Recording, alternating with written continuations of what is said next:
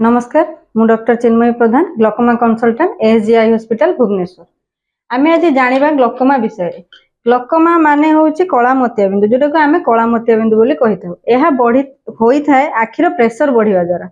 जेतेबेले आखिर प्रेशर बढ़े सेतेबेले सबु प्रेशर आखिर नर्व ऊपर पड़े। एई नर्वटा से नर्व रे आस्ते आस्ते प्रेशर बढ़िवा द्वारा नर्व टी धीरे धीरे डैमेज होई थाए। धीरे धीरे डैमेज होला परे सेटा एते स्लोली प्रोग्रेशन हुए जे पेशेंट जानी पारंतिनी जे तांकर नर्वटा डैमेज होउची बोली। पेशेंट जेतेबेले जानंती सेतेबेले ऑलरेडी तांकर 90% डैमेज हेई सारथा। आउ वंस एई डैमेज हेई गला परे एटा आउ रिवर्सिबल केबे भी हेई परिबो नाही।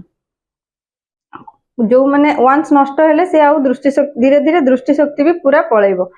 तो यार रिस्क फैक्टर होउचंदी जो मानकर घरे काहाको ग्लकोमा अछि, जो माने डायबिटीज, जो मानकर हाई मायोपिक अछंती, आउ 40 वर्ष ऊर्ध्व समस्ते एमाने होचंती रिस्क फैक्टर। तेणु every patient more than 40 years who has diabetes myopic patient प्रति वर्ष ग्लकोमा चेकअप करे नबा उचित।